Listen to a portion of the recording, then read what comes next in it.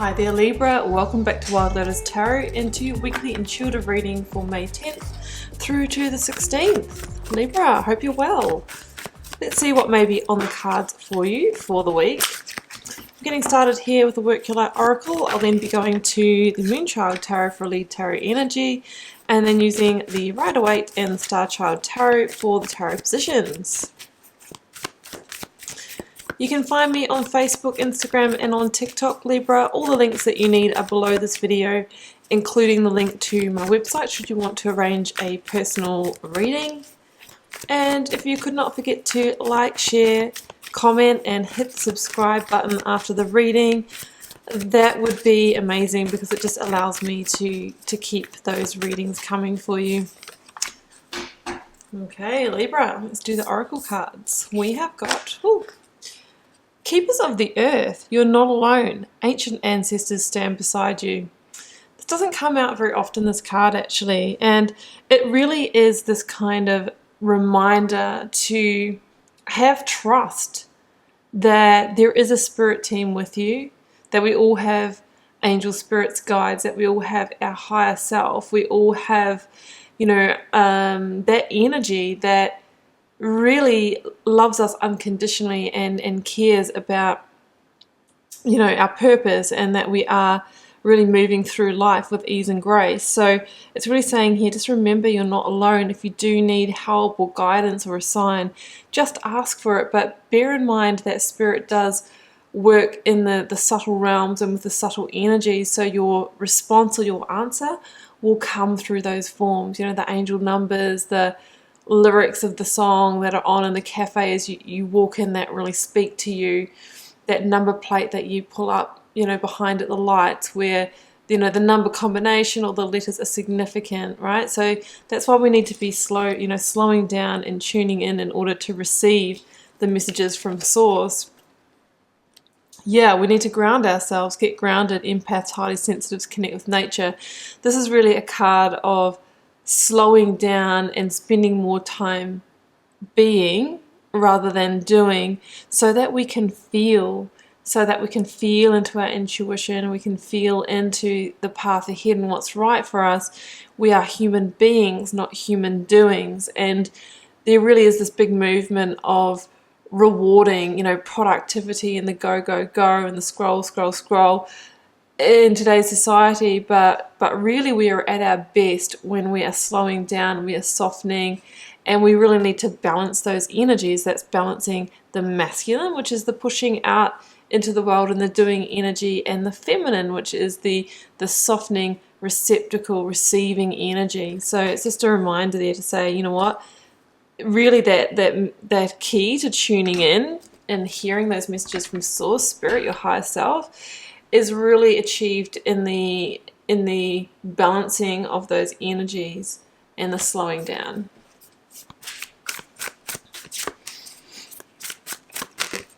Okay, let's come out quickly. Your overarching tarot energy, Libra, is the Seven of Wands. Right, okay, because this is a card for me as a reader of being a little bit out of universal flow. It's like you have kind of gotten swept off in a current, but it's not the one that you wanted to take.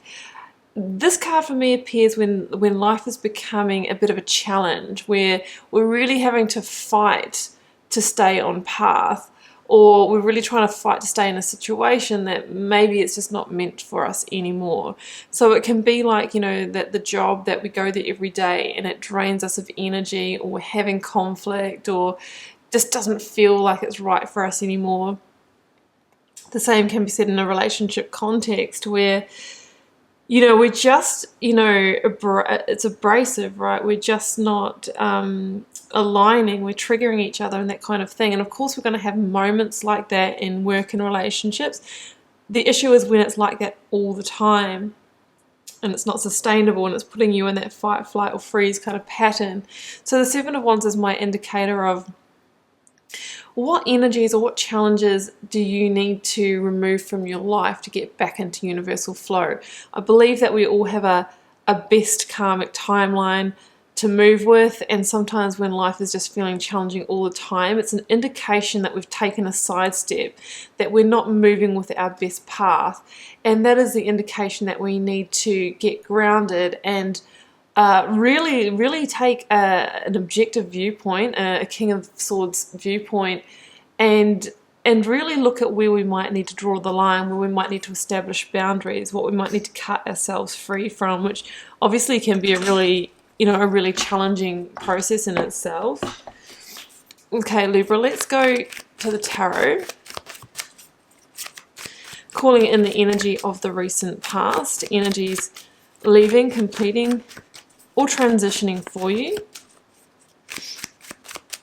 If this is your reading, Libra, it's that one. Yeah, Two of Wands. You know, there is something to be considered here. There's a fork in the road and we are weighing up options. Let's go for the current or focus energy.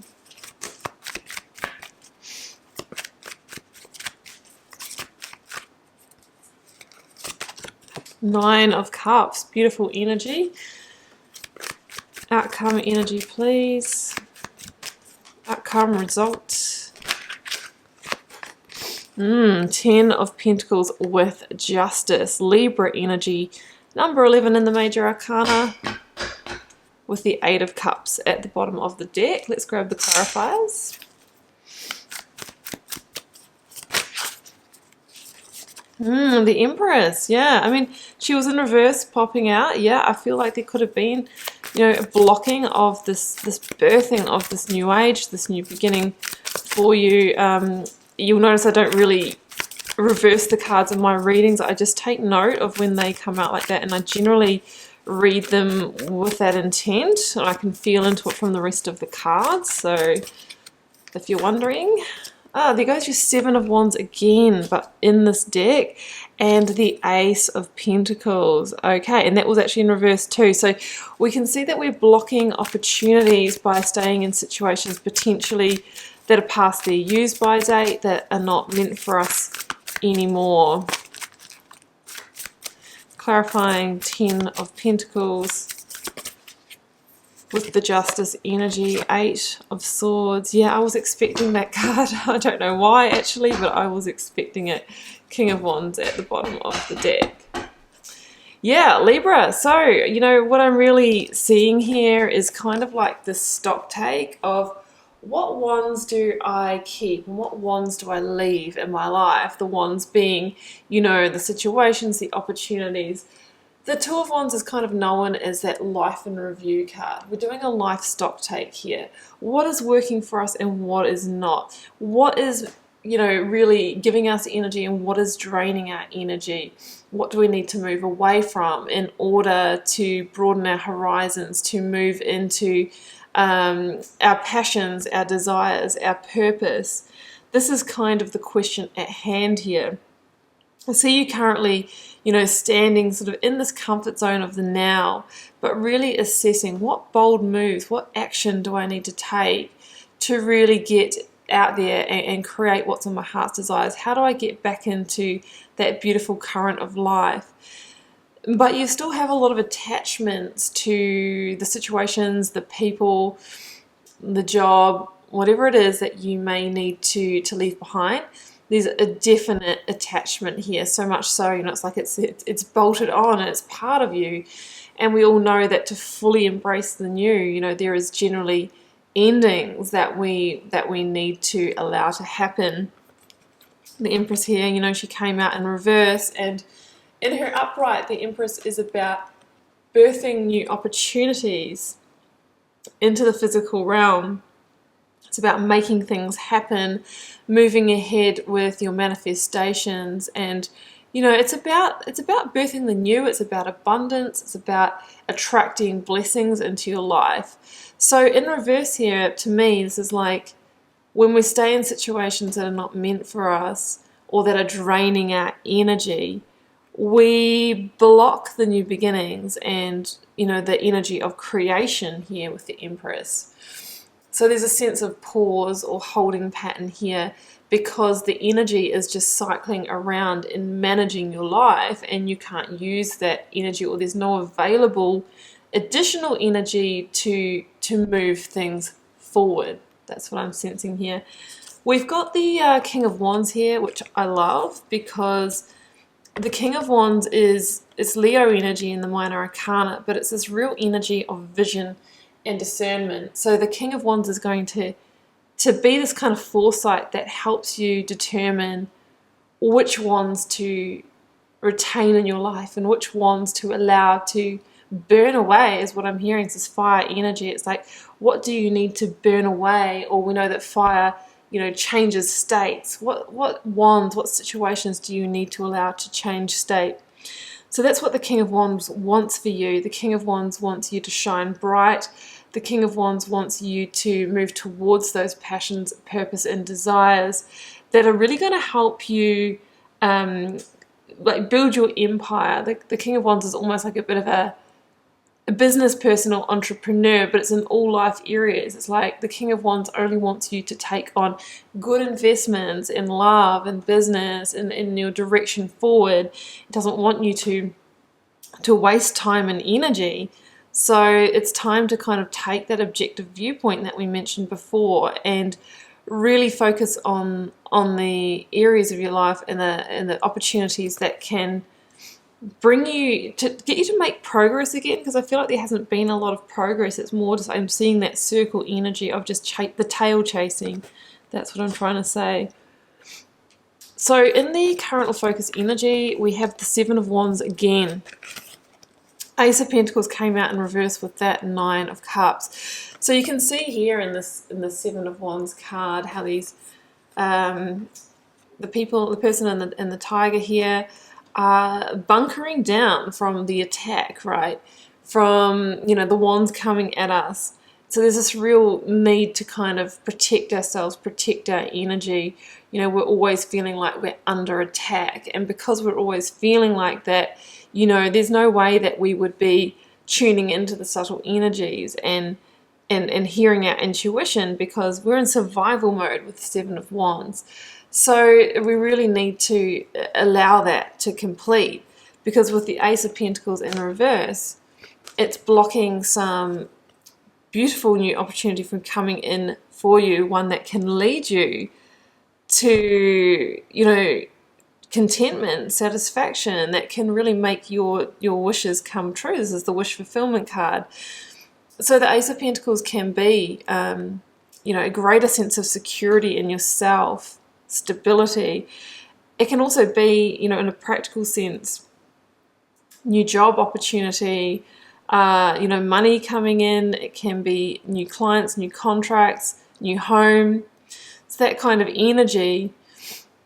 But, we need to be, one, we need to identify it when it comes in, and two, we need to have the energy to invest in it, to take it from the 1 to the 10, which is behind the Justice card. It says in order to take the seed of opportunity and grow it into the 10 of Pentacles, which is a best life reality of total security, there's a justice standing in the way.